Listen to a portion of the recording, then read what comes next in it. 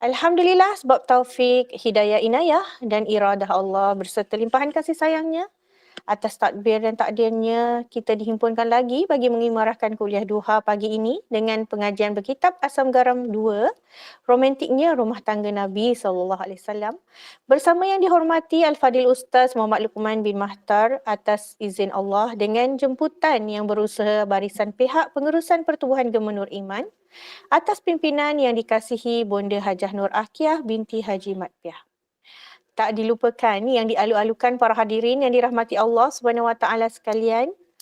Juga diingatkan agar para hadirin yang dirahmati Allah SWT sekalian agar menjaga aurat sekiranya ingin membuka kamera dan memastikan mic tidak dibuka sehinggalah tamat syarahan Al-Fadil Ustaz yang dihormati bagi tidak mengganggu konsentrasi dan kelancaran majlis ilmu kita ini. Kita mulakan pengajian pagi ini dengan bacaan Ummul Quran pimpinan Al-Fadil Ustaz yang disegani, lalu seterusnya memulakan halaqah ilmu kita pada pagi yang berbahagia ini. Falyatafaddal mashkura ya Al-Fadil Ustaz. Baik, terima kasih. أعوذ بالله من الشيطان الرجيم بسم الله الرحمن الرحيم الحمد لله رب العالمين الرحمن الرحيم مالك يوم الدين إياك نعبد وإياك نستعين اهدنا الصراط المستقيم صراط الذين أنعمت عليهم غير المغضوب عليهم ولا الضالين آمين الحمد لله والصلاة والسلام على رسول الله وعلى آله وصحبه أجمعين أما ba'd. Syukur pada Allah Subhanahu wa taala atas segala nikmatnya. Saya doakan jemaah yang sedang mengikuti walau di mana sahaja berada sihat walafiat, bersemangat mengejar redha Allah Subhanahu wa taala di medan masing-masing. Allah menilai kita dengan medan kita yang tersendiri tanpa kita banding-bandingkan dengan orang lain. Jadi kita buat dalam medan kita. Sebagai ibu, sebagai nenek, sebagai suami, sebagai ayah, ya, kita buat yang terbaik dalam posisi kita. Alhamdulillah. Mari kita teruskan pengajian kita, pengajian sirah, pengajian hadis rumah tangga Nabi sallallahu alaihi wasallam. Kita sudah masuk hampir ke pertengahan muka surat buku yang kedua, Asam Garam 2, romantiknya rumah tangga Nabi sallallahu alaihi wasallam. Hari ini siapa yang ada buku, kita bermula pada muka surat 126. 126 fasal yang ketiga dalam bab 2, yakni bab nikah. Bab ini saya sebut kita himpunkan riwayat-riwayat yang merakamkan maklumat pernikahan Nabi sallallahu alaihi wasallam dengan semua ummul mukminin setakat yang kita jumpa, tuan-tuan. Hal ini secara umum nak banding dengan riwayat peperangan, riwayat yang lain, dia sangat kata tidak diberi perhatian, dalam erti kata tidak diletakkan setempat, ditumpukan, dibuat pembacaan sebegini. Lalu ini ruang kosong yang ada, saya usahakan mudah-mudahan memberi maklumat ataupun manfaat tambahan. Hari ini tuan-tuan, jemaah sekalian, kita akan baca sekaligus cerita ataupun pernikahan Nabi dengan isteri yang ketiga yang paling terkenal kita kira, iaitu Sayyidatina Aisyah. Sayyidatina Aisyah. Ada lebih 8 riwayat, saya merancang untuk nak baca sekaligus dalam masa yang saya kira agak singkat, tapi kita cubalah, kita cuba insya-Allah. Baik. Fasal ketiga, Sayyidatina Aisyah paling dicintai. Saya nak tengok balik lah apa orang kata tajuk kecil yang kita buat sebelum ni. Ya, kalau fasal 2 tentang Saudah, tajuk yang diletakkan Sayyidatina Saudah pengganti Khadijah. Kalau fasal 1 tentang Sayyidatina Khadijah, tajuknya Khadijah isteri pertama. Kita daripada tajuk ni kita cuba menggambarkan kata posisi unik setiap isteri Ummul Mukminin sallallahu alaihi wasallam. Baik, Sayyidatina Aisyah paling dicintai. Hadis yang pertama. Sebelum tu saya ingat saya nak buat rumusan awal. Habis pembacaan kita ini, paling kurang dari sudut ilmiah ada dua perkara yang saya nak establish, nak tegaskan, ya. Pertama, saya nak sebut, nak portray, nak gambarkan bahawa Sayyidatina Aisyah ketika dinikahi oleh Nabi sallallahu alaihi wasallam memang beliau seorang kanak-kanak pada usia 9 tahun. Kenapa? Ini sebagai counter kepada ada pandangan yang mengatakan no, tidak. Sayyidatina Aisyah ketika itu sebenarnya sudah remaja. Kalau dikata kalau riwayat sebut 6, dalam riwayat sebut 6 tahun tu sebenarnya 16 tahun. Kalau sebut Sayyidatina Aisyah kata Nabi mula bersama ke umur aku 9 tahun, bukan, tu 19 tahun. Ada orang kata percubaan ilmiah seumpama itu dilakukan mutaakhirin ini, tapi saya melihat itu agak keterlaluan sebab dia akan rosak semua riwayat. Dia nak settle satu tapi riwayat lain dia tak tengok, set atau rosak. Alakullah kita menghormatilah percubaan itu yang bermuara pada nak backup Nabi sallallahu alaihi wasallam. Baik, kita jelaskan. Pertama, dari sisi sudut ilmiah, memang Sayyidatina Aisyah dinikahi Nabi ketika beliau kanak-kanak. Itu asas yang pertama. Asas yang kedua yang saya nak establish, nak tetapkan ialah walaupun begitu, ya, Nabi nikah Sayyidatina Aisyah ketika kanak-kanak, tetapi ini yang kedua, Nabi tidak menikahi beliau atas dasar nafsu. Bukan kehendak Nabi sendiri. Kita akan tengok bukti-bukti ini. Kenapa? Ini sebagai counter, balas kepada, ini lagi teruklah, da'ayah kepada serangan, kepada karakter assassination musuh-musuh Islam, nak tunjukkan Nabi SAW, bahasa ini kita selalu sebut, maaf sebut ya, pedofil ya. Nabi seorang yang orang kata gila kepada, ada selera kepada budak-budak. Yang ni kita bantras. Baik, itu dua asas. Jadi sepanjang pengajian kita ingat prinsip ini ataupun dua trust yang saya cuba nak establish ini. Baik, mari kita menikmati riwayat satu persatu. Hadis yang pertama di tajuk Asam Garam ke-53, tajuk nikah kerana wahyu. Awal-awal dah saya nak establish hal ini. Nabi nikah kerana wahyu. Sumbernya hadis sahih Al-Bukhari, an Aisyah radhiyallahu anha anna an-nabiy sallallahu alaihi wasallam qala laha. Hadis ini riwayat Sayyidatina Aisyah sendiri, beliau berkata bahawa pernah Nabi sebut kat beliau. Nabi sebut sendiri kat beliau, urituki fil manami marratain ara annaki fi saraqatin min harir. Kata Nabi, dulu saya pernah diperlihatkan awak. Maksud itu mimpi lah. Dulu saya pernah masuk dalam mimpi awak dimasukkan. Masuk dalam mimpi dua kali, maknanya dua kali bermimpi. Sayyidatina Aisyah ketika itu, kata Nabi, ara annaki fi saraqatin min harir. Saya terjemah apa?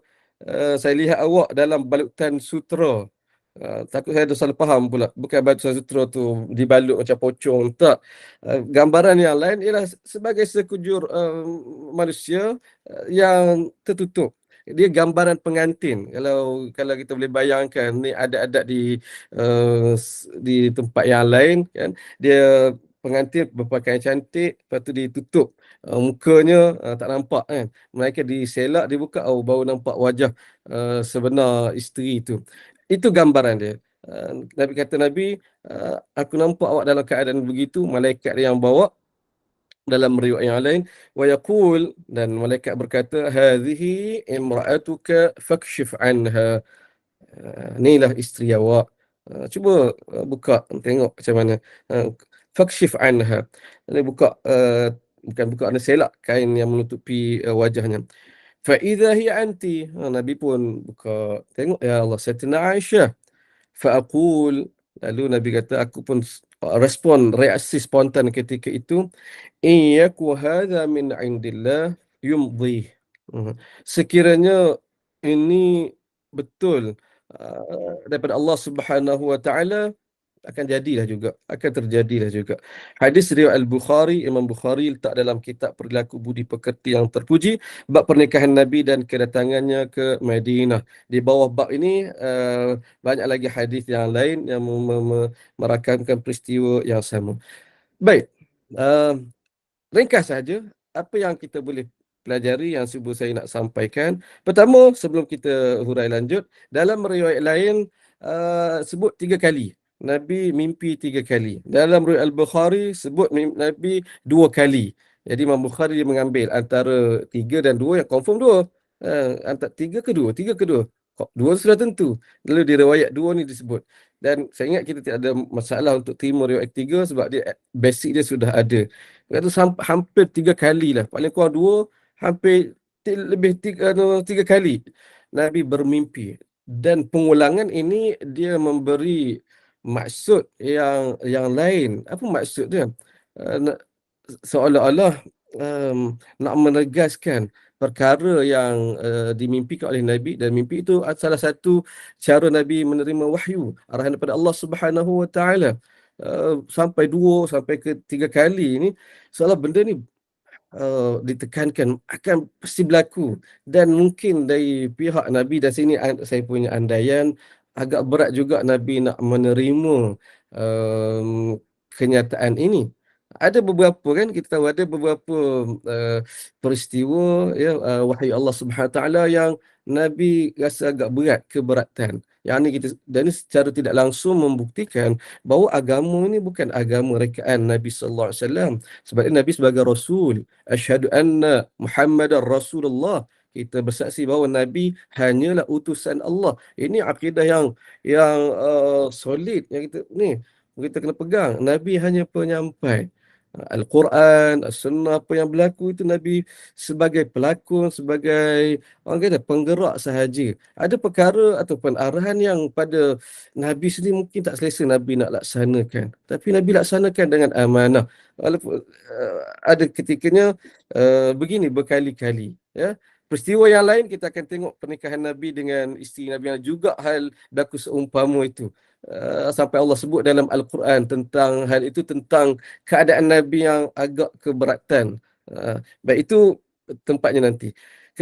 Dalam hal ini, tentang Sayyidatina Aisyah, 2 ke 3 kali Nabi bermimpi, sampai Nabi sebut tadi, kalaulah ini ketetapannya berlakulah, akan berlakulah. Nabi kira serahlah, dan akhirnya berlaku. Baik, cuba kita kata bayangkan. Kita tahu secara tidak langsung sebelum beberapa kali dah sebelum pada ni, dan kita akan baca selepas pada ni, bahawa Nabi menikahi Sayyidatina Aisyah, yang mengikat perkahwinan, ikatan perkahwinan pada usia beliau 6 tahun, kan? 6 tahun di Mekah. Ya. Mimpi ni berlaku bila? Kalau kita 6 tahun tu dah nikah, dan kita tidak bersama lagi, hanya 3 tahun kemudian setelah berhijrah ke Madinah baru mula hidup bersama. Umur 6 tahun tu Nabi nikah dengan Sayyidatina Aisyah. Jadi sudah tentu mimpi Nabi sallallahu alaihi wasallam tentang Sayyidatina Aisyah ni berlaku sebelum tu lagi. Berlaku sebelum itu lagi, kan. Mana kata apa? Umurnya boleh jadi 5, 6, 5, 4 tahun, jauh lebih muda.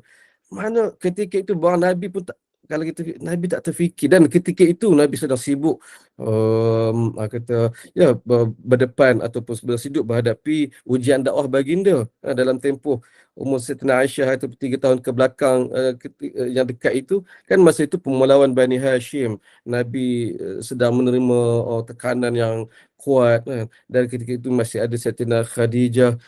Jadi nak sebutnya mimpi Nabi itu berlaku lagi lebih awal daripada umur Sayyidatina Aisyah 6 tahun, boleh jadi 5 ke 4 tahun. Ketika itu tak kata, hai, tak logik, tak masuk akal, macam mana aku nak nikah budak ni. Itu saya cuba memahami keadaan Nabi sallallahu alaihi wasallam, mungkin betul mungkin tidak. Itu yang menyebabkan Allah hadirkan mimpi jadi 2 ke 3 kali, dan bahkan Nabi pun sampai sebut, in yaku hadza min indillah yumdih. Kalau ini memang dah ketentuan Allah, berlakulah. Macam mana manusia nak rasa tak selesa ke, takdir Allah akan berlaku. Yang ini sebenarnya apabila baca syarah hadis ini, sebagian ulama sebut hal yang seumpama apabila nak memahami apa maksud Nabi. Kenapa Nabi sebut begitu? Adalah beberapa pandangan mengatakan Nabi ketika itu tak tahu lagi adakah Sayyidatina Aisyah ini menjadi isterinya di dunia ataupun di syurga sahaja. Antara juga atau berandaian sebab tidak ada riwayat. Baik, jadi saya nak sebut, nak establish ni, daripada saya nak establish bahawa ya, Nabi bukannya yang proaktif, Nabi yang kalau kata orang nak bagi, nak portray Nabi ni gila, budak-budak maaf sebut, tak jadi macam ni. Nabi sendiri yang pergi jumpa Abu Bakar, kenal lah anak engkau ni. Dan Abu Bakar orang yang Masya Allah, sahabat Nabi yang berkorban apa saja dia tentu bagi kat Nabi kan. Nabi tak ambil peluang itu. Makna membuktikan bahawa Nabi bukan Nabi yang start, yang terhege-hege itu tidak. Ini arahan Allah Subhanahu wa taala. Dengan kata yang mudah saya sebut pernikahan Nabi dengan Sayyidatina Aisyah atas perintah wahyu. Baik, um, kita baca catatan. Antara tips romantik ialah memberitahu kepada pasangan tentang mengapa memilihnya sebagai isteri. Ini secara tidak langsung lah. Kita ambil apa panggil ambil inspirasi daripada hadis ini. Saya kata, boleh juga ni kot. Tengok ada ni, lalu buat rumusan ni sebagai tips romantik. Nanti dah kahwin, satu pasangan suami isteri tu, dia cerita, beritahu asas dia kahwin, pilih sebab apa dalam ramai-ramai berjuta-juta kalau lelaki lah, wanita di dunia ini, kenapa saya pilih awak kerana begini-begini. Sikit sebanyak memberilah orang kata penguat hubungan itu. Baik. Kemudian kita tengok catatan yang kedua, saya di hujung nanti, di hujung catatan tu, muka surat 127 di belakang, boleh nampak atas tu, baris ataupun ayat terakhir saya sebut, berdasarkan nas, ada dua orang ummul mukminin yang Nabi nikahi atas arahan wahyu, dan kedua-duanya adalah sukar bagi Nabi sallallahu alaihi wasallam. Yang ni saya sebut tadi. Ya, ada dua orang paling kurang. Sayyidatina Aisyah dan seorang lagi berdasarkan nas lah. Pernikahan Nabi nikah dengan atas arahan wahyu. Dan dua-duanya sukar. Situasi yang sukar. Sayyidatina Aisyah, saya cuba gambar dia sukar begini. Dan isteri Nabi yang seorang lagi juga sukar. Dengan keadaan yang tersendiri juga. Nanti kita akan jumpa insya-Allah. Habis hadis yang pertama. Kita masuk hadis yang kedua, riwayat yang kedua. Asam garam ke-54, tajuknya Sayyidatina Aisyah tunang orang. Insya-Allah, tunang orang. Ibnu Abbas mengisahkan Rasulullah sallallahu alaihi wasallam melamar Sayyidatina Aisyah. Abu Bakar membalas, "Ya Rasulullah, sebelum ini saya sudah berjanji atau dah menyebut untuk serahkan Aisyah kepada pihak Mut'aim bin Adi bin Naufal bin Abdul Manaf untuk dinikahkan dengan anaknya Jubair bin Mut'aim. Biar saya minta lepaskannya dengan cara baik dulu daripada mereka, wahai Rasulullah sallallahu alaihi wasallam." Maka Abu Bakar pun berjaya buat begitu. Kemudian Rasulullah pun menikahi Sayyidatina Aisyah. Pada ketika itu beliau masih anak dara. Hadis riwayat Ibnu Sa'ad. Juga hadis yang pendek, tapi bagi saya yang orang kata menjejaki sirah Nabi, kita cari ke asal, sumber-sumber asal ni, antara riwayat yang wow kan, sebab dia memberi maklumat yang kita tak sangka kan. Oh, rupa-rupanya yang kita tahu selama ini ya memang Nabi nikah Sayyidatina Aisyah, Sayyidatina Aisyah ketika kita masih kanak-kanak, ini boleh kata yang ikut pengajian secara umum tahu. Tapi fakta bahawa Sayyidatina Aisyah ni sebenarnya ketika itu sudah kata ditunangkan menjadi tunangan, ini wow, ini tak sangka kan. Dan ini membawa kepada kita memahami realiti yang mungkin berbeza dengan realiti masyarakat kita orang Melayu ataupun di tanah air ini. Orang Arab dulu lain. Bahkan orang Arab zaman hari ini juga berlainan dengan kita. Tu saya ingat saya ada sebut sahabat saya ya. Dia orang Kuwait, saya belajar dulu. Dia kahwin sejak kecil lagi. Tu yang saya kongsikan. Saya duduk sebilik dengan dia. Dia pun tunjuk dah makin baik, dia pun tunjuk apa dia petunjuk gambar isteri dia. Lama lah berkawan baik tu baru tunjuk isteri dia. Gambar tu gambar budak budak 5 8 9 tahun pakai baju blouse tu, duduk senyum. Gambar betul-betul gambar budak. Kawan ni apa? Dia kata, "Aziz Zaujati." Dia kata, "Ya, isteri saya ni." Oi, terkejut. Lalu dia cerita keadaan dia. Mereka kahwin sejak kecil lagi.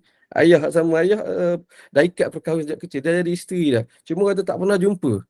Tak pernah jumpa, tak pernah ni. Gambar kecil tu je ada. Lepas tu bila pula anak ni? Dia kata, habis belajar ni lah. Habis belajar. Masa tu umur dia belasan. Saya ingat 19 tahun.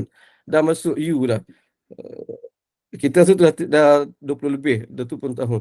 Dia awal. Dia orang lepas SPM tu dah masuk tahun 1 universiti. Kita di sini secara umumnya lepas SPM ada lagi matrikulasi kan.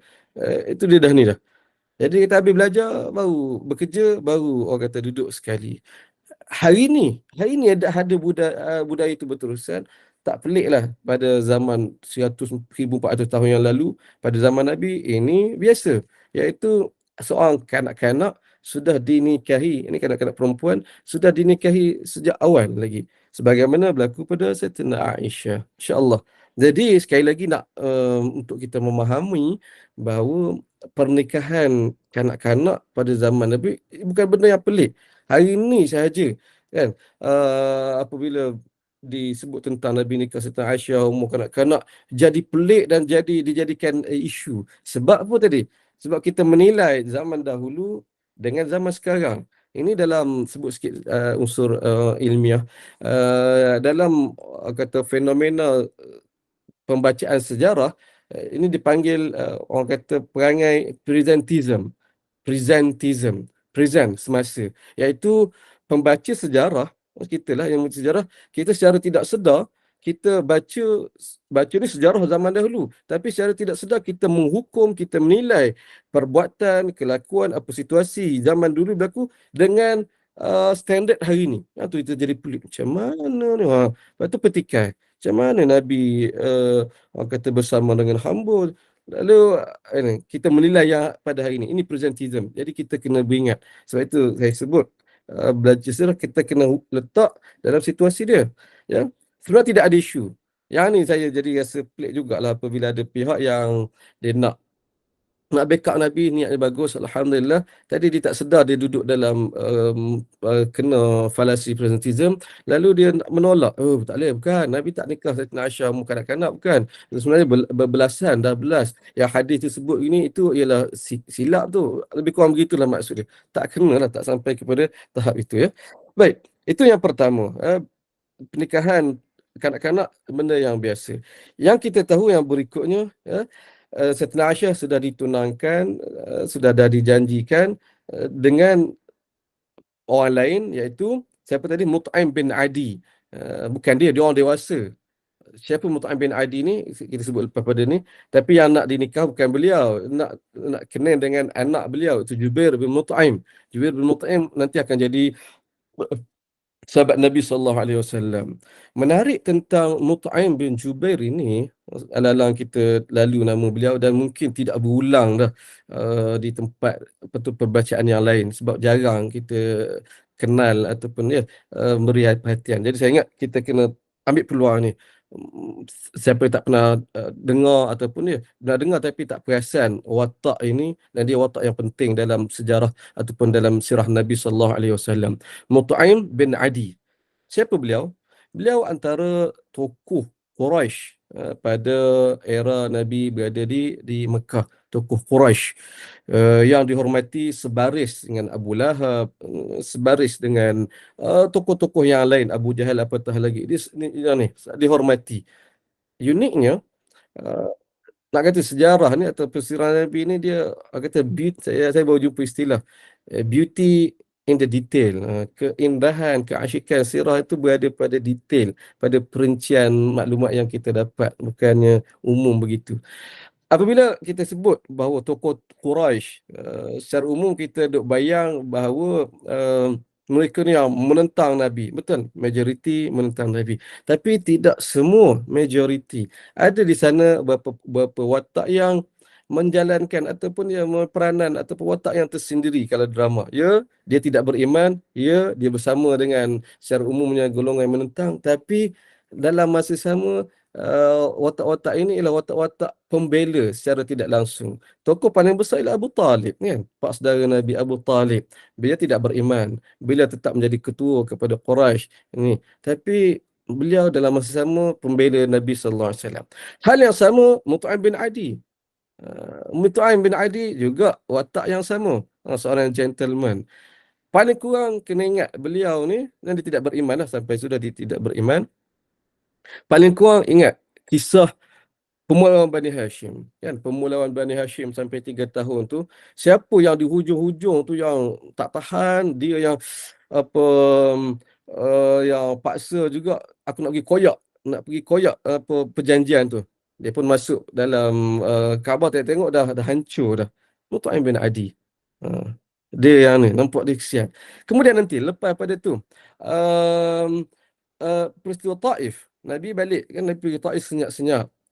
Kemudian diketahui bahawa Nabi sebenarnya mencari tempat di sana sampai maklumat ke orang Quraisy.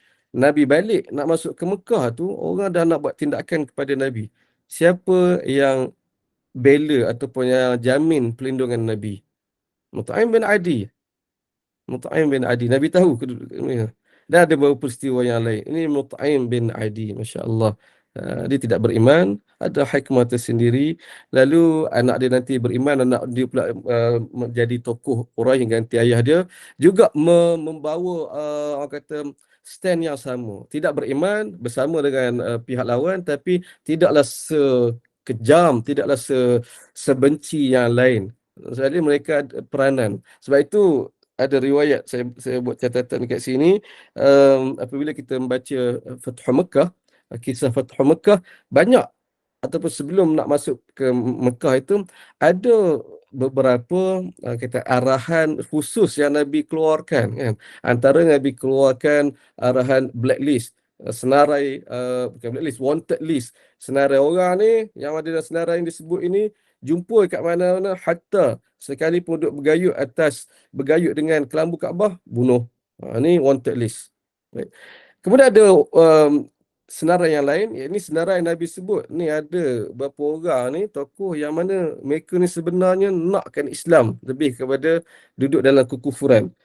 Arba'ahum arba'ahum an syirk wa arghaba lahum fil Islam. Nabi sebut inna bi Makkah, sesungguhnya di Mekah tu ada 4 orang daripada Quraisy yang mereka ni sebenarnya lebih jauh daripada syirik dan lebih dekat nak kepada Islam. Tak Islam lagi. Dan Nabi senaraikan 4 orang ni, salah seorangnya anak dia, Jubair bin Mut'aim.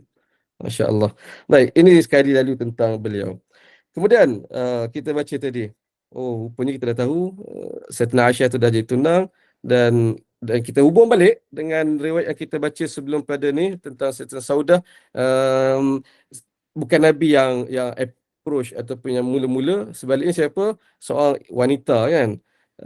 Khalah yang usahakan, dia yang pergi jadi wakil Nabi, pergi meminang Sayyidina Saudah dan juga meminang Sayyidina Aisyah pergi jumpa Sayyidina Abu Bakar. Nabi serahkan kepada dia dan Sayyidina Abu Bakar tahu okey ini daripada Nabi. Yang tu lepas pada tu Sayyidina Abu Bakar pergi jumpa Nabi, kata beritahu hal yang sebenar, dan ini amanah. Ini satu sudut lagi yang kita nak kena faham, satu budaya lagi hal ini. Tengok pada kata-kata Sayyidina Abu Bakar, kata, "Wahai Rasulullah, biar saya minta lepaskannya dengan cara baik dahulu daripada mereka." Ini janji. Orang Arab ataupun orang Quraisy ketika itu benda yang besarlah janji. Janji bohong itu jauh sekali. Perkhianat itu satu benda yang paling orang kata hina lah tuan-tuan. Kalau janji itu kena pegang betul-betul. Baik. Dan hal ini apabila dah dijanji daripada awal kau boleh sampai masa tukar dengan orang lain, nak dengan orang lain mudah-mudah, itu boleh bawa perang. Boleh meruntuhkan orang kata penghormatan. Dan Abu Bakar sanggup buat. Ini pengorbanan saya. Ini sanggup buat. Ya Rasulullah, tapi biar saya bagi saya masa untuk nak minta lepaskan dulu. Nak runding. Walhal aku ayah, aku bolehlah bila-bila ikut akulah nak cancel. Ini standard kita pada hari ini. Tapi ketika itu tidak begitu. Apabila janji kau kena ikutlah. Tapi Abu Bakar sanggup untuk hal itu. Lalu dia usaha dapat pisah dan Nabi nikah. Kena banding dengan ingat tak kita ada bincang tentang pernikahan atau isu Nabi nak nikah dengan sepupunya Ummu Hani kan, Ummu Hani. Kenapa tak jadi? Kita tahu yang kita sebut bahawa Nabi nak nikah dengan Ummu Hani, dan orang kata nyatakan hasrat tu kepada siapa? Ayahnya Abu Talib. Apa jawab Abu Talib? Aku dah janji dengan orang lain. Aku dah janji dengan orang lain. Dan kalaulah tu yang Nabi kata tak sayang kat saya ke, utamakan orang lain. Kata Abu Talib, tak, aku dah janji dengan orang lain. Adakah Abu Talib ni orang kata bermudah-mudahan dalam hal ini? Tak. Sebab budaya kita dah janji ni nak itu payah dan tak sanggup. Ini akan menjatuhkan air muka, menjatuhkan maruah. Kau dah berjanji dan ni orang akan kata. Dan Abu Bakar tak sanggup. ni Abu Talib tak sanggup nak buat hal itu demi nak nikahkan Nabi dengan Ummu Hani. Tapi mari kepada Sayyidina Abu Bakar, insya-Allah Sayyidina Abu Bakar sanggup. Ini pengorbanan Sayyidina Abu Bakar. Nampak kecil kan pada nilaian kita hari ini. Tapi hari itu tidak begitu. Baik. Sebab itu saya tak sempat nak cari perkataan asal dia. Terjemah dia, maka Abu Bakar berjaya buat begitu. Berjaya buat begitu. Maknanya membayangkan proses itu sukar, proses itu belum tentu jadi. Ni berjaya. Saya bukan letak perkataan tambahan ni. Memang terjemah terus. Cuma tak dapat nak bawa. Saya tak sempat nak rujuk balik. Apa perkataan tu? Abu Bakar berjaya buat begitu. Mungkin termasuk juga sebab yang pihak sebelah sana tu Mut'im bin Adi sendiri. Dia orang yang cool. Orang yang tadi sebut gentleman. Mungkin tak ada masalah sangat. Kalaulah orang lain, saya duk ingat tokoh-tokoh yang lain berlaku ini, ni jadi peluang ni Tuan Muhammad tu kacau, dah lah ni kacau pula, rosak hubungan orang lain nak kahwin. Teruk kan. Abu Bakar tidak begitu. Baik, kemudian Rasulullah pun menikahi Aisyah pada ketika itu beliau masih dara. Baik, selesai hadis yang ini. Kita baca hadis yang berikutnya. Muka surat 128, Nabi tiada belanja untuk kahwin. Ini memberi bayangan kepada kita, bayangan awal nak sebut, Nabi bukan kemaru nak nikah dengan budak. Ini antara dalil dan buktinya lagi. Daripada Amrah binti Abdul Rahman, bahawa beliau pernah bertanya Sayyidatina Aisyah, bilakah pertama kali Rasulullah tinggal bersama ibu? Amrah bin Abdul Rahman bin As'ad bin Zurarah, cucu kepada sahabat mulia Nabi As'ad bin Zurarah. Tuan-tuan buat catatan ni sebab jarang kita kenal tokoh-tokoh ini. Amrah perempuan, Amrah binti Abdul Rahman bin As'ad bin Zurarah. Amrah tu sendiri ialah cucu peringkat bawah dah tabi'in. Dia jumpa Sayyidatina Aisyah, mengaji Sayyidatina Aisyah, dan boleh membayangkan kepada kita suasana pengajian dahulu tidak terhad, tidak kepada lelaki sahaja, terbuka wanita pun, dan berapa ramai menjadi guru-guru ummah dalam kalangan wanita. Sayyidatina Aisyah sebagai tokoh utamanya. Amrah binti Abdul Rahman bin As'ad bin Zurarah. As'ad bin Zurarah, tuan-tuan ibu-ibu, buat catatan, cuba buat carian antara sahabat mulia. Dan saya kata ada orang tema yang sama macam sebelum ni, unsung hero. Beliau juga unsung hero. Kalau tidak kerana beliau lah secara, orang kata, cakap secara mudah lah, beliau lah yang menggerakkan perjanjian Aqabah yang pertama. Dia dengan 6 orang pergi jumpa Nabi, lalu ni kemudian nanti dia balik ke Madinah, dia perlu kempen ni. Ini As'ad bin Zurarah. Tapi hayatnya tak panjang. Dia hanya memulakan perjuangan yang menyambung orang lain.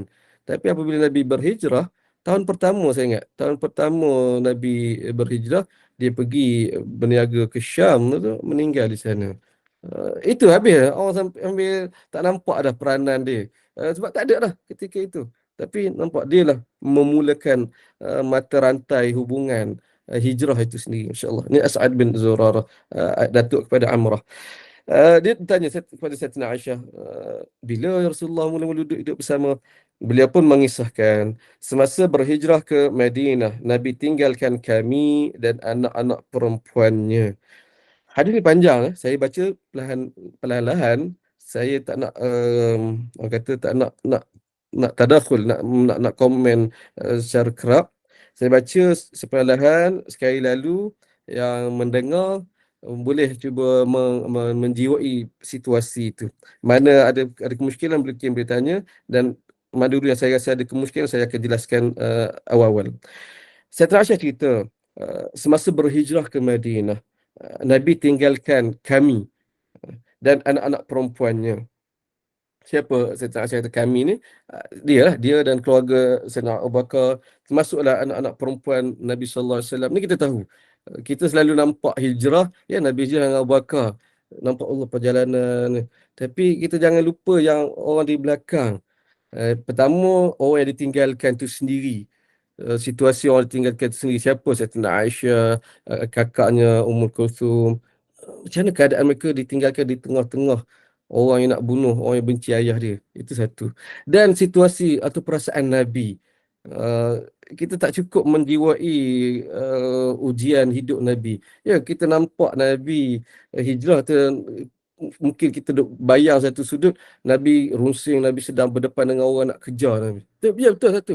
Tapi lebih daripada itu, kalau kita di situasi Nabi, kalau kita seorang yang yalah, bertanggungjawab, ayah, ibu tanggungjawab, kalau ada ahli keluarga yang kita tinggal, oh, duk teringat yang tu sahaja. Ini juga dilalui oleh Nabi, saya yakin. Saya anak, kita kata anak. Dulu mak saya sebut macam tu, ni saya pula. Uh, ada kat rumah 4 orang anak, 2 orang duduk asrama. Yang tinggal duduk asrama. Yang duduk kat dia kita ada tak tinggal. Duduk tinggal anak duduk asrama. Dua. Dia begitu, normal atau sifat semua jadi manusia. Dan saya yakin Nabi juga begitu. Ya, Nabi berhijrah. Tapi Nabi tak lupa dengan anak-anak macam mana. Betul, iman Nabi tinggi, tawakan tinggi. Tapi sebagai manusia, itu ujian perasaan yang Nabi lalui. Nabi tinggalkan kami dan anak-anak perempuannya. Setelah tiba di Madinah, baginda mengirim Zaid bin Harithah bersama Abu Rafi'. Abu Rafi' ni maula Nabi. Ada perbincangan nanti. Zaid bin Harithah anak jantan Nabi sallallahu alaihi wasallam. Nak sebut ni tempoh dah beza, sebab Zaid bin Harithah tidak hijrah bersama Nabi. Dia hijrah kemudian. Ni masa dah stabil, bukan stabil dah berapa ketika Nabi di Madinah, mungkin ambil masa hari-hari, mungkin bulan. Okey, hantar pula Zaid bin Harithah pergi bersama Abu Rafi', bekas hamba baginda untuk membawa kami. Baginda kirimkan juga bersama mereka 2 ekor unta beserta 500 dirham yang baginda pinjam daripada Abu Bakar untuk dibelanjakan jika diperlukan. Ini maklumat terperinci juga. Nabi hijrah tak ada riwayat, saya tak jumpa riwayat bermakna ada mungkin tiada, iaitu Nabi bawa cash ke tidak. Tak ada riwayat sebut. Boleh jadi tak ada, boleh jadi ada. Tapi Sayyidina Abu Bakar, ya, Sayyidina Abu Bakar bawa cash. Mana-mana bawa duit. Ada riwayat. Buku saya yang ketiga ada. Uh, dan disebut kadar dia. Berapa? 6,000 dirham. Dia bawa. Tak tinggal 1 sen pun di rumah dia. Anak dia, Sayyidina Asma, Sayyidina Aisyah, atuk dia Abu Quhafah, tak tinggal sesen pun, sampaikan Asma pijak Sayyidina Asma, dia buat kata, ada ayah simpan ni banyak juga ni, dia nak cover. Walhal Sayyidina Asma, ayah aku tak tinggal sesen pun kat kami ni, ayah bawa semua cash. Allah ni Sayyidina Abu Bakar, dia fikir pasal Nabi dia. 6,000 dirham, yang itulah, dia bukan fikir untuk dia, dia fikir ni permelian untuk Nabi ni by Madinah. Jadi Nabi guna duit dia. Dan Nabi tak ambil kesempatan. Apa semua, kalau yang daripada Sayyidina Abu Bakar, Nabi kata pinjam, aku nak pinjam. Sayyidina Abu Bakar kata tak, so saya bagi. Taklah, aku terima pinjam. Tak apalah, Sayyidina Abu Bakar pun okey dah. Itu sebut pinjam. Nabi pinjam daripada Abu Bakar 500 dirham. Kemudian nanti Nabi pinjam lagi sekali nanti. Kita tengok untuk hal yang lain pula. Baik, pada masa yang sama, Abu Bakar turut mengutus Abdullah bin Uraiqit Ad-Daili untuk turut serta bersama mereka berdua. Abdullah bin Uraiqit ini, dia tidak beriman. Dia ialah pekerja upahan Abu Bakar. Dia yang tunjuk jalan yang menjadikan berjaya misi Nabi berhijrah ke Madinah tu. Bukan ikut jalan kafilah, jalan standard, tapi jalan lencong ke sana sini. Yang buat ni Abdullah bin Uraiqit. Baik. Beliau bekalkan kepadanya 2 atau 3 ekor unta. Beliau turut mengirim surat kepada Abdullah bin Abu Bakar, ini anak beliau, dan berpesan supaya membawa ahli keluarga, ibu saya saya, kakak saya Asma, isteri kepada Zubair. Mereka pun keluar bersama-sama. Ketika sampai di Qudaid, Zaid beli beberapa ekor unta dengan wang 500 dirham dan kemudian meneruskan perjalanan ke Mekah. Dalam perjalanan mereka tersempak pula dengan Talhah bin Ubaidillah yang berhijrah bersama-sama, keluarga Abu Bakar, ini keluarga Abu Bakar yang lain. Maka kami kemudiannya bergerak sama-sama. Sementara itu Zaid bin Harithah dan Abu Rafi' membawa Fatimah, Ummul Kulsum dan Saudah binti Zam'ah. Di samping itu Zaid membawa Ummu Aiman dan Usamah bin Zaid. Abdullah, saya buat tanda soal. Ada beberapa tempat saya soal, tapi saya lepaskan. Saya sini ada kemusykilan, tapi saya tak nak tambah, takut jadi pening lagi. Kita baca dah. Di samping itu Zaid membawa Ummu Aiman dan Usamah bin Zaid. Boleh gambarkan berapa orang yang terlibat tu? Abdullah bin Abu Bakar pula Ummul Rumman, itu mak Sayyidina Aisyah, dan dua saudara perempuannya, ada adik-beradik dia yang lain. Talha bin Ubaidillah turut serta bersama kami. Salah, bukan Abu Talha, Talha. Ada tambahan Abu Talha itu. Abu Talha sahabat Nabi yang lain, dia sahabat Ansar. Ni Talha bin Ubaidillah, antara 10 sahabat yang dijamin syurga. Talha bin Ubaidillah, insya-Allah. Ini rombongan membayangkan kepada kita proses hijrah tu, masya-Allah, bertali arus, macam-macam keadaan, tuan-tuan. Ini juga satu usaha yang kalau kita boleh kumpul riwayat-riwayat hijrah para sahabat Nabi, macam-macam keadaan, macam-macam keadaan. Sampai di Bayd, iaitu berdekatan Mina, tiba-tiba untuk saya lari, membawa saya yang masih ada di atas pelana bertutup di atasnya. Yang ni ada haudaj, ada kemah, perempuan duduk dalam tu. Tiba untuk Siti Aisyah naik ni, lari, liar. Macam-macam. Ibu saya menjerit, anak saya arus lah. Perempuan ni, orang kata pengantin baru ni. Anak saya menjerit. Tak lama kemudian rombongan kami dapat mengejarnya semula setelah unta itu terjatuh. Namun Allah selamatkan. Entah macam mana unta itu jatuh. Tak tahu lah, boleh bayang kan. Selepas itu kami tiba di Madinah. Saya tinggal bersama keluarga Abu Bakar. Ketika itu baginda sedang membina masjid dan rumah-rumah di sekeliling masjid. Di situlah tempat ahli keluarga Nabi menetap. Bagaimanapun saya tetap tinggal di rumah Abu Bakar ayyaman, beberapa hari. Saya terjemah beberapa hari. Dia tak tepat. Kita tengok riwayat ke depan nanti, dia bukan maksud kata beberapa hari ni sehari 2 hari sampai 10 hari, itu tidak. Dia beberapa hari ni masuk ke bulan. Jadi lebih tepat beberapa bulan. Saya tinggal di rumah Abu Bakar beberapa bulan. Nak beri gambar tuan-tuan, bukannya Sayyidina Aisyah pindah Madinah, terus Nabi, isteri aku jom, terus bersama ni. No, ambil masa yang panjang juga, tuan-tuan. Tiba-tiba, kemudian Abu Bakar bertanya, ni selepas beberapa bulan. Abu Bakar bertanya, "Ya Rasulullah, apa lagi yang menghalang Tuan untuk tinggal bersama isteri Tuan? Kan dah nikah Sayyidina Aisyah di Madinah, di Mekah lagi 3 tahun dah berlalu. Ini masuk tahun yang ketiga, dah berhijrah ke Madinah. Dah kira-kiranya, Sayyidina Abu Bakar tanya ni pun, tengok barangkali situasi Nabi sudah stabil, rumah dah ada, masjid dah dibina. Kata Abu Bakar, Rasulullah, apa lagi yang orang tu tak kahwin, tak masuk, tak bersama lagi dengan isteri? Anak dia sendirilah. Apa jawab Nabi? Dan ini menjadi bukti bahawa Nabi ni bukan kemaruk. Nabi kata sadaqah. Mas kahwin. Tak bayar, mas kahwin tak ada. Okay. Nak nikah, rukun antara rukunnya mahar, mas kahwin. Dan Nabi tak serahkan lagi. Jadi kita tahu bahawa pernikahan sebelum pada ni adalah sekadar pernikahan, kan. Tapi secara hutang, kan. Hutang hari ni kita nikah kahwin sah. Mahar tu disebut, tapi penyerahan tu tidak semestinya on the spot. Boleh ditangguhkan hutang, boleh. Nabi kata mas kahwin tak duit. Setelah itu Abu Bakar dah tahu, olah rupanya Nabi tak kahwin, tak bersama ni Nabi sebab tak bagi mas kahwin. Sana Abu Bakar apa, tuan-tuan, perasaan dia ketika itu, reaksi ketika itu. Dia tahu itu sebenarnya. Sana Abu Bakar pun beri kepada Nabi 12 uqiyah emas, 12 uqiyah setengah emas. Kita dah bincang berapa 12 uqiyah ini, kan, sebelum pada. Itu punya bagi. Dan itulah kadar mas kahwin Sayyidina Aisyah. Dengan itu, dengan wang itu Rasulullah menghantar mahar kepada kami. Bukan Nabi dapat tu bagi balik. Bukan bagi balik, mana serah balik sebagai hantaran. Rasulullah pertama kali tidur bersamaku di rumah yang aku tinggal sekarang ini. Iaitu rumah Ummul Mukminin yang sekarang ini menjadi makam Nabi sallallahu alaihi wasallam. Di sini jugalah Rasulullah wafat. Rasulullah buatkan juga pintu khas untuk dirinya keluar masuk ke masjid yang bersambung dengan rumah pintu Aisyah. Hadis riwayat Ibnu Sa'ad. Tuan-tuan rahmati Allah Subhanahu wa taala. Ya. Uh, Ingat saya cuba establish tadi, Nabi nikah Siti Aisyah kerana wahyu, bukan kerana nafsu, suka-suka. Sekali kalau orang lah duduk di situasi Nabi, orang lain situasi Nabi, isteri aku lah ni, atau dia ketua ni. Hari ni kita tengok, tuan-tuan, bukanlah ni, tapi kalau ada satu kumpulan agama ke kumpulan pengajian, bukan kita, yang ada ketua, yang ada sebahagian lalu sampai melampau jadi ajaran sesat yang ni, tuan, dia ujian besar tu pada ketua.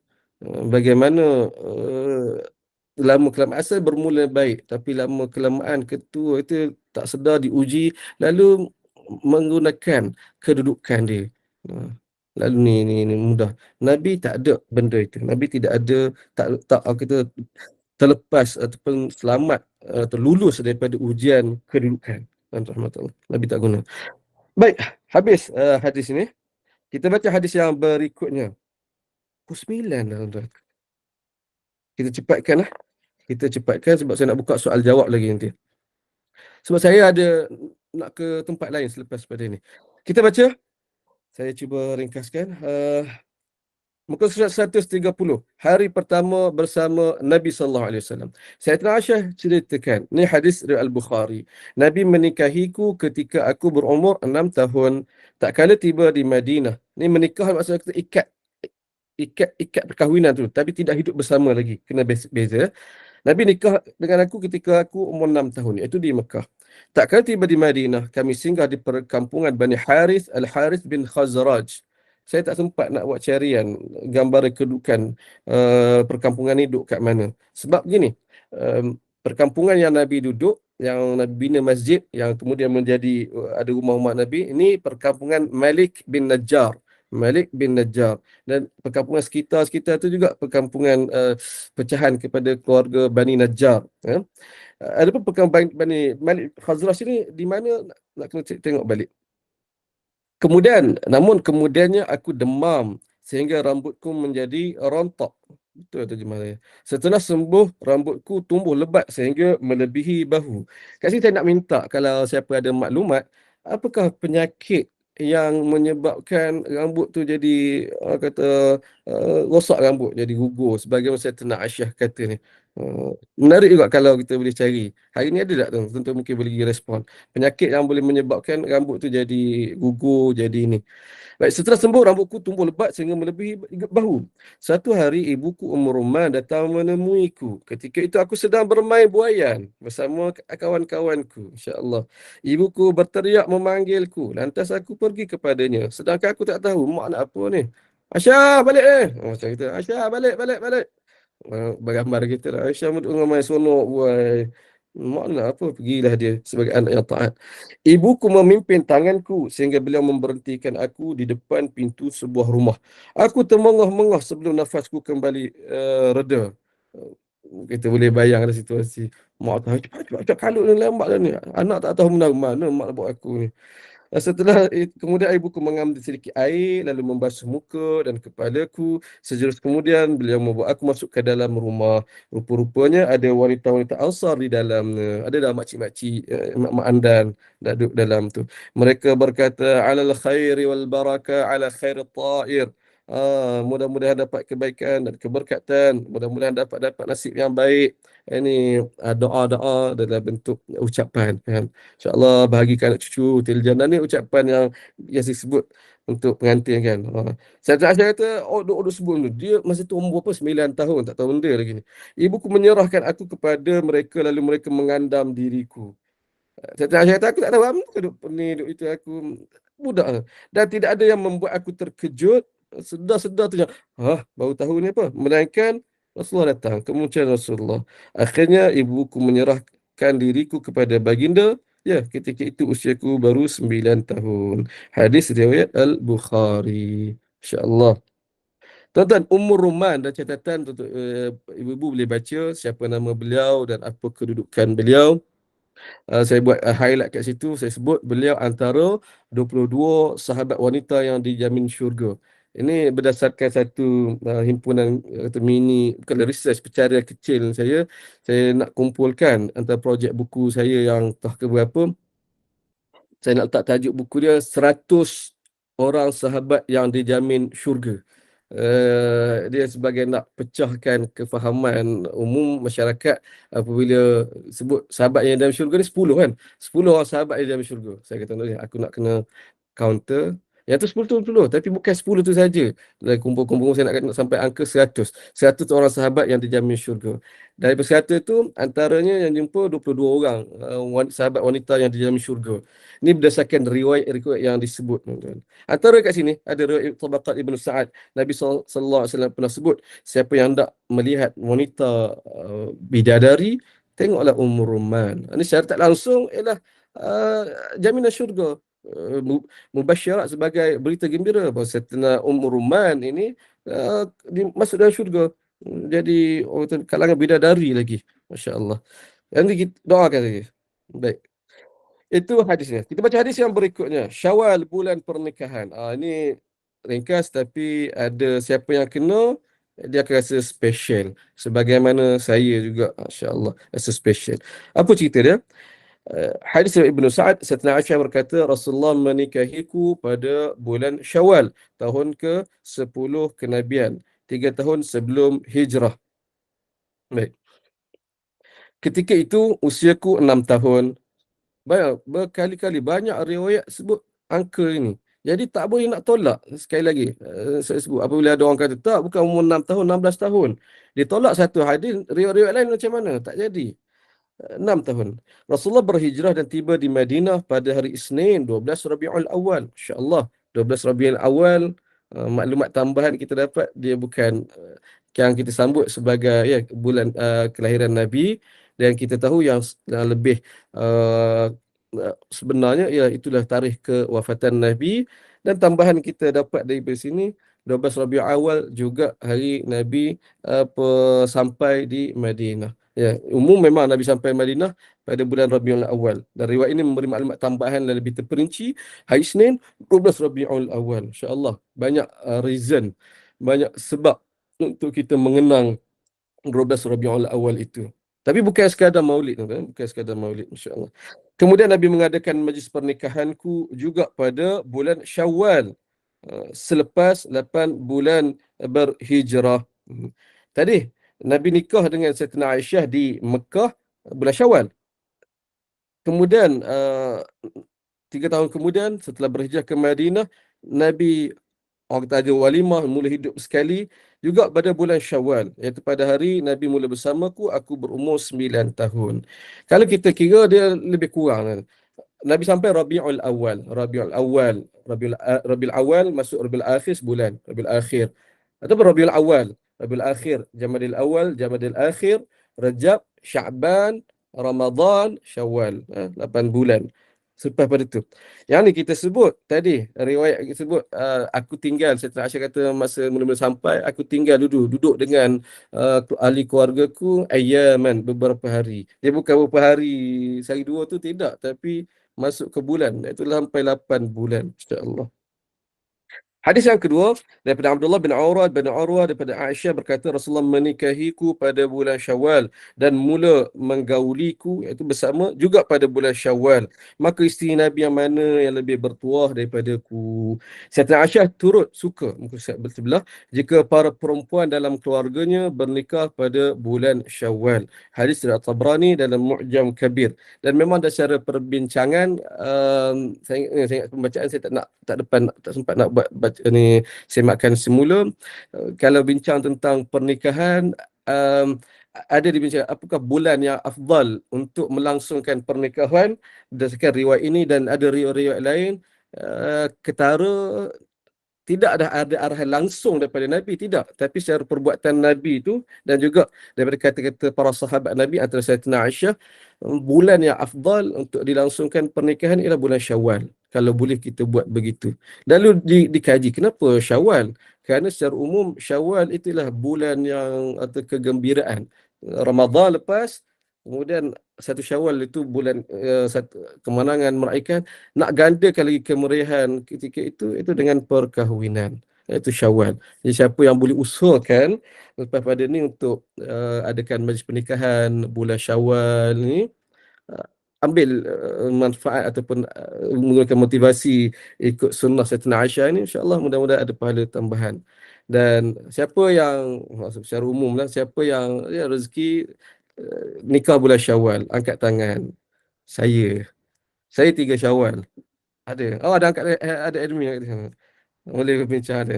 Tu, tapi saya memang plan itu masa tu. 3 Syawal. Kalau ni orang kata mau kahwin tak sabar. Nak raya kedua, raya ketiga tu rombongan sana. 3 Syawal. Ala kulli hal nak sama tak banyak pun sama sikit sebanyak dengan Nabi, pernikahan Nabi dengan Sayyidatina Aisyah ini. Insya-Allah. Catatan, ada seorang lagi Ummul Mukminin yang kahwin pada bulan Syawal. Ada seorang lagi. Siapa? Nanti kita tengok ke depan. Nak katanya, ya, boleh jadi kebetulan, boleh jadi ada ni. Kalaulah bulan Syawal itu ada fadilat yang betul-betul khusus tentang pernikahan ni, sepatutnya lah, to be expected, Nabi nikah dengan tak semua pun tapi banyak isteri bulan Syawal, kan? Sepatutnya. Tapi tidak begitulah. 2 orang sahaja. Tapi 2 itu pun kata Siti Aisyah ni satu kata keistimewaan yang tersendirilah. Baik, hadis yang berikutnya. Allah. Uh, babak ke-58, tajuk mas kawin Sayyidatina Aisyah berapa? Abu Salamah bin Abdul Rahman berkata, ni Abu Salamah bin Abdul Rahman bin Auf, yang tidak sebut tentang beliau, berkata, aku pernah bertanya Sayyidatina Aisyah, berapa mas kawin yang Nabi berikan? Beliau menjawab, mas kawin yang Nabi berikan kepada isterinya, para isterinya ialah sebanyak 12 uqiyah dan 1 nash. Beliau bertanya, uh, Sayyidatina Aisyah tanya, tahu tak apa itu nash? Aku menjawab, tak tahu. Beliau pun memberitahuku, iaitu separuh uqiyah. Jadi mas kahwin baginda adalah sebanyak 500 dirham. Itulah kadar mas kahwin yang Nabi berikan pada isteri baginda secara umum. Hadis riwayat Muslim. Menariklah apabila kita tengok di sini beberapa sudut. Yang pertama, secara tak langsung nak katanya zaman tu tak berlalu jauh, tetapi sudah ada benda yang tidak diketahui. Contoh, perkataan nash tadi kan. Saya tanya, tahu tak nash tu apa? Walhal Abu Salamah bin Abdul Rahman itu baru gapnya satu generasi kan. Apa anak Abdul Rahman bin Auf, tabi'in. Tapi dah tak tahu dah perkataan nash itu. Ha. Bukan nak meremehkan, tapi nak kata tadi, ada gap, generational gap itu. Hari ni benda ni kita kena aware juga. Hari ni pun lagi cepat kan. Anak kita yang beza 10 tahun daripada kita, kalau ni betul sudah banyak tak tahu tentang apa yang kita lalui.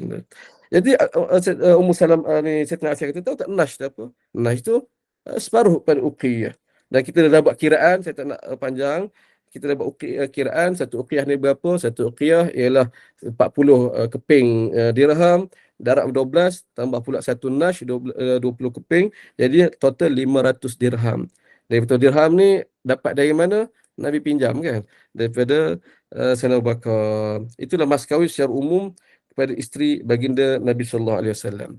Jadi kalau ada orang tanya saya, kalau orang tanya saya berapa mas kahwin Nabi dengan Sayyidatina Saudah, kita dah bincang sebelum ni, sebab tidak ada riwayat yang sebut secara terus mas kahwinnya berapa. Jadi saya kata kita boleh letak dalam maksud umum kat sini, iaitu 500 dirham. Melainkan ada riwayat yang sebut selain daripada itu. Antaranya ni mas kahwin Sayyidatina Khadijah, kalau masih ingat. Berapa kadar pernikahan atau mas kahwin Sayyidatina Khadijah? 500 juga kan? 500 dinar. 500 dinar. Oh, tinggi. Dan ada isteri Nabi nanti juga nilai mas kahwin dia tidak kata lain daripada yang disebut ini. Itu satu sudut. Sudut yang lain saya tertarik melihat, dan ini menjadi motivasi pada saya lah, dan saya anjur kepada orang lain, iaitu kita nak tahu detail seterinci mungkin tentang Nabi, tentang kehidupan Nabi sallallahu alaihi wasallam. Dan ini tradisi, kebiasaan orang sejak dahulu. Ni dia Siti tabi'in, Abu Salamah bin Abdul Rahman ni. Apa soalan dia tanya? Tanya pasal mas kahwin. Apa mas kahwin yang Nabi bagi ya? Benda-benda yang kecil saja, yang orang kata tak masuk dalam orang kata perbincangan hukum, tapi tentang Nabi kita nak tahu. Bahkan ada faedah yang tersendiri. Masya Allah. Ada saya nak kongsi nanti, kalau sempat ingatkan saya habis nanti. Ada satu riwayat yang baru saya jumpa, dan itu riwayat yang dhaif, tapi dalam sirah kalau dia tidak palsu dan dia pula tidak berkaitan dengan hukum hakam yang teras, yang bercanggahan, kita boleh terima. Ingatkan saya nak kongsi satu riwayat ini selepas pada ni. Baik, kembali kepada bacaan kita di sini. catatan saya sebut kadar mas kahwin ini adalah bagi kebanyakan para isteri, bukan semua. Dalam hadis yang lain, nak sebut ada lagi. Untuk Sayyidatina Aisyah ni ada lagi mas kahwin atau barang yang lain. Daripada Atiyah Al-Aufi, daripada Abu Sa'id Al-Khudri, bahawa Nabi menikahi Aisyah dengan mahar sebuah rumah yang harganya sekitar 50 dirham. Hadis riwayat Ibnu Majah. Jadi, adakah bercanggah dengan riwayat Muslim dan Ibnu Majah ni bercanggah? Yang ni kata 500 dirham, yang ni kata rumah pula masa satu ni. Dia dijamak, keadaan asalnya dia terjamak, gabung. Mana kata termasuk itu rumah, ada mahar, cash plus rumah. Adakah ini sunnah? Nak nikah kena ada dia rumah. Itu perbincangan yang lain lah. Baik, seterusnya. Tinggal lagi 2 hadis. Kita dah habis 2 hadis. Babak ke-59, Sayyidatina Aisyah memang masih budak-budak. Daripada Hisham bin Urwah, daripada ayahnya, daripada Aisyah berkata, sungguh semasa aku mula tinggal bersama Nabi, aku masih bermain anak patung dengan kawan-kawan.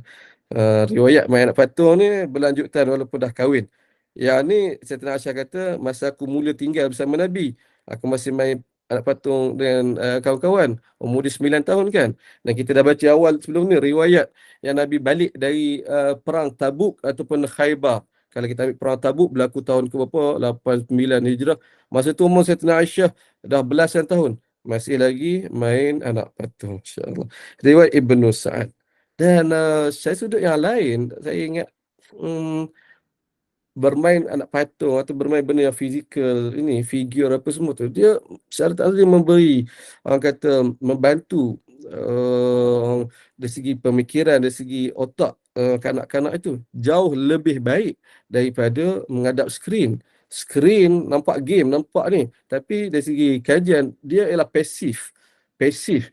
Budak tu otak dia tak bergerak, hanya terima makan suap. Nampak macam ni, pasif.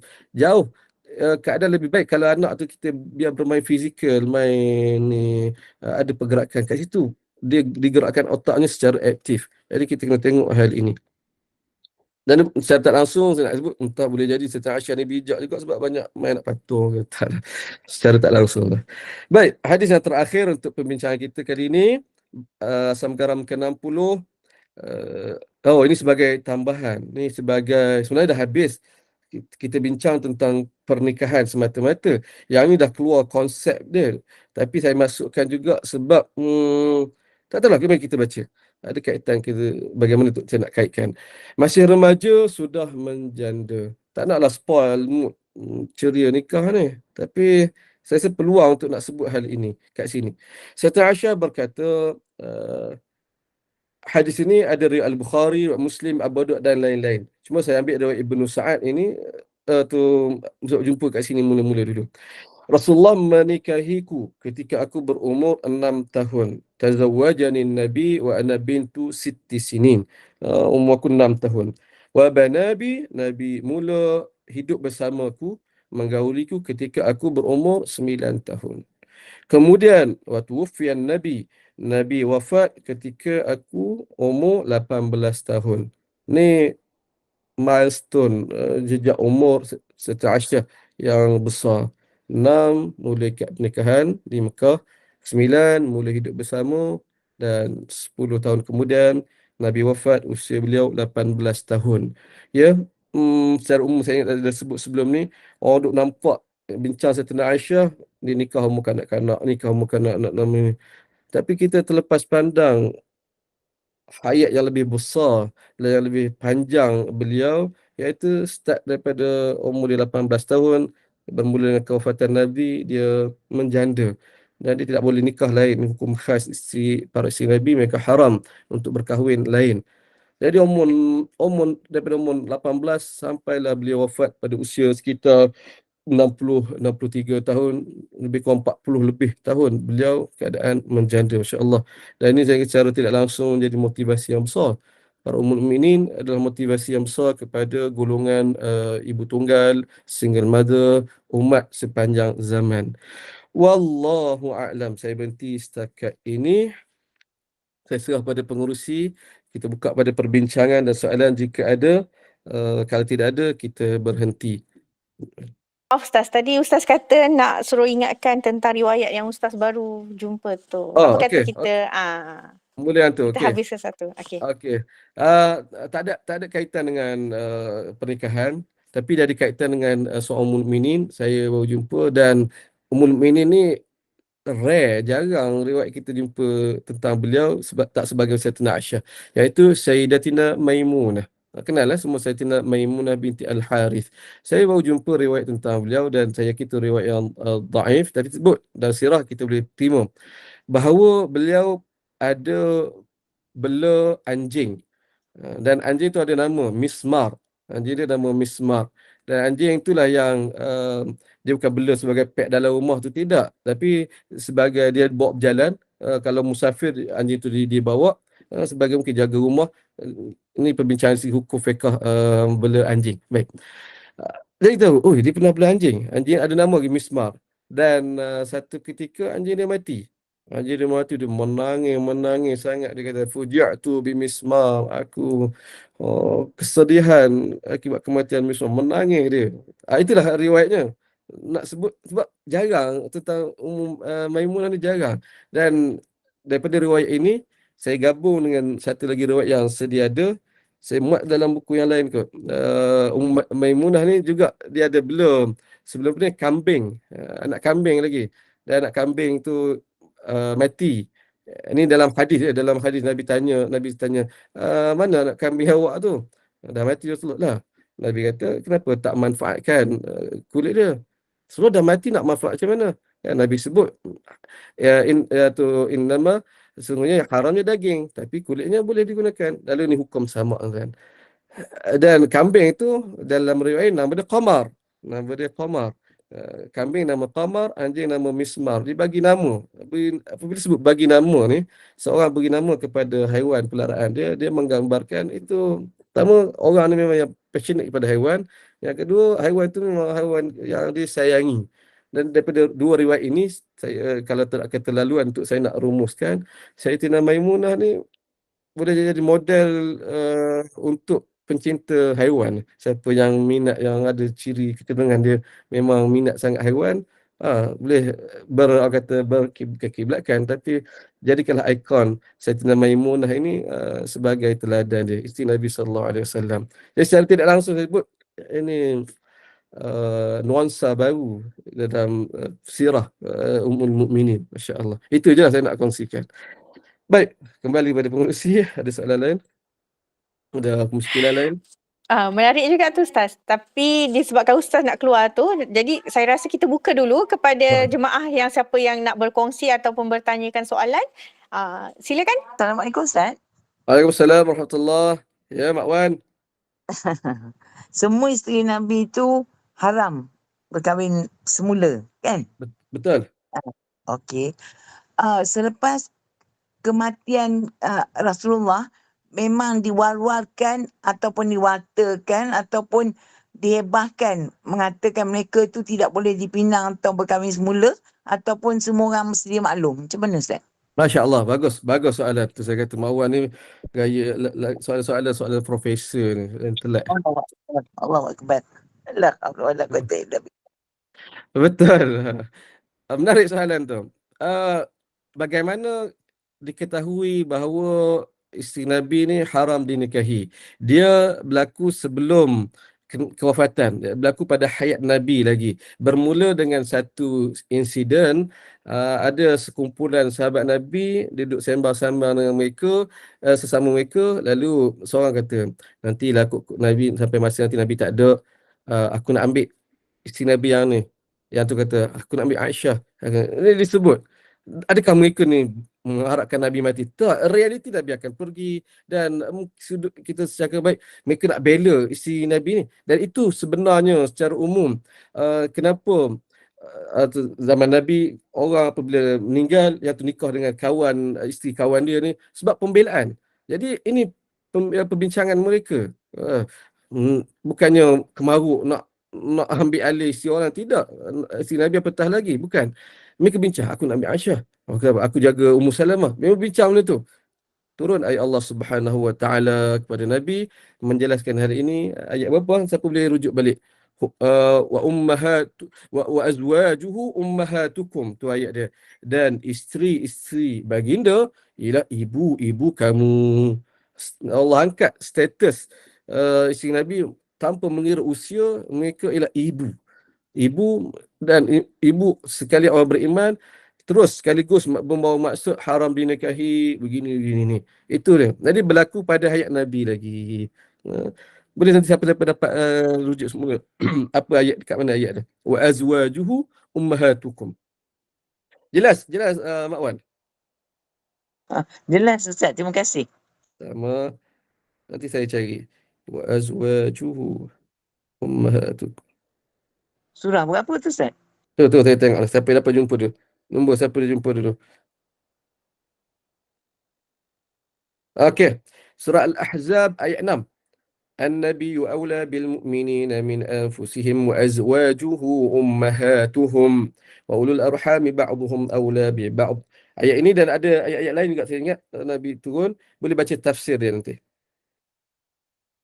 Silakan jemaah, sesiapa yang nak berkongsi ataupun nak bertanya soalan lagi, kalau boleh, saya minta juga input daripada jemaah-jemaah muslimin yang ada. Oh, ada. Ustaz, Ada, alhamdulillah. Ustaz Adin tak ada, saya suruh block dia Ustaz Adin. Ustaz Adin tak ada, tapi Okey. kawan ustaz yang lain mungkin ada dalam ni. InsyaAllah Tapi saya tak tahulah. Tak apa, dia alu-alukan. Dia lalukan. Apa tu? Tuan Ahmad Nasri tu ustaz juga ke, ustaz? Ustaz Asri tu. Ya. Tu ustaz kan? Dia ada. InsyaAllah. Dia pengganti kepada Allahyarham Asri Rabbani. Baik. Saya beritahu tadi saya nak ke lain bukan bermaksud tak payah tanya. Saya itu sebagai urge. Nak tanya segara. Jangan ni push tanya. Sebab saya menantikan kalau ada kemusykilan dan nanti kalau ada tambahan. Tadi soalan berbangkit. Kalau siapa boleh bagi input, apakah penyakit yang boleh menyebabkan rambut gugur, demam rambut gugur ataupun jadi rosak rambut itu? Sebagai Sayyidatina Aisyah alami. Siapa ada maklumat boleh beritahu? Kalau zaman dulu Ustaz rambut gugur tu tak tahulah. Kalau sekarang, kalau zaman rambut gugur tu lepas buat kemo. Memang Allah. Ya. Terus sekarang kan yang secara semula jadi apa sakit secara semula jadi. Boleh jadi tak ada penyakit tu di tempat kita kan. Mungkin tutup suasana Arab ketika itu. Boleh jadi jugalah kalau kita tak tahu. Tapi yang saya tahu kalau perempuan ada masalah pergantian hormon pun ada masalah tu juga kan. Macam yang ibu-ibu baru lepas bersalin kan dia ada pergantian hormon tu. Dia mesti ada melalui fasa-fasa tu kan. Itu yang kita tahu daripada perempuan lah. Kalau lelaki saya tak pasti. Maksud saya perempuan ni sebab nak faham situasi Sayyidatina Aisyah. Kan dia kata dia yang saya ada baca ni di Madinah masa tu musim panas kan, iklim Madinah yang panas, kering, kaum muhajirin yang menyebabkan ramai antaranya yang sakit, termasuk Aisyah. Penyakit menyerang Aisyah ni sehingga rambut dia berguguran. Imam Bukhari mencatatkan Stephen saya di Madinah, saya jatuh sakit selama sebulan, habis rambut saya gugur. Itu yang dikatakan lah. Betul. Secara umum bukan Sayyidatina Aisyah saja yang sakit. Boleh kata ramai. Ada itu perubahan iklim kan. Sahabat-sahabat muhajirin tu ramai jatuh. Ayah beliau sendiri Abu Bakar, Bilal, sampai Nabi pergi ziarah sampai Nabi doa kan. Nabi doa kan untuk jadi ini Madinah ni dicerita. Sebab berbeza iklim. Mekah dan Madinah pun berbeza. Memang beza pun. InsyaAllah. Tapi tak tahu sakit apa secara umum demam sampai ni. Okay. Menarik tu. Saya kalau tak perasan boleh saya up tadi. Keadaan bukan Sayyidatina Aisyah saja, situasi umum. Ini boleh menambahkan lagi pengorbanan lah. Yang satu sudut kita nak bagi rasa pengorbanan sahabat Nabi yang berhijrah. Dia kena menanggung orang kata perubahan tu. Perubahan iklim, perubahan cuaca. sampai menjejaskan kesihatan. InsyaAllah. Okay, tak ada apa-apa. Ada perkongsian daripada Puan Laila Wan, stres juga katanya. Tapi di usia 9 tahun untuk rambut gugur tak pastilah katanya. Ada admin cakap badan kering, akar rambut tak subur kot. Mungkin sebab Ini. cuaca panas tu. Mungkin.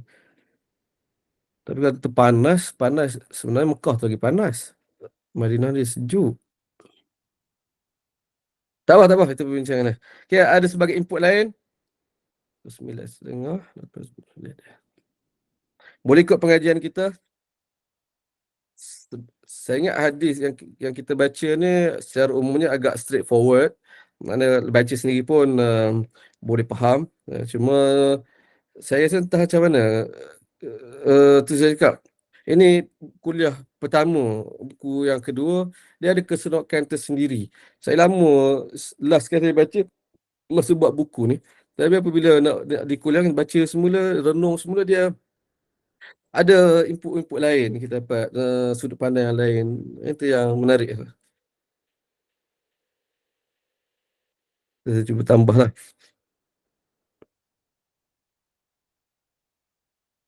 Ada sebarang kemusykilan. Dia panggil no news is good news lah. No kemusykilan, Alhamdulillah.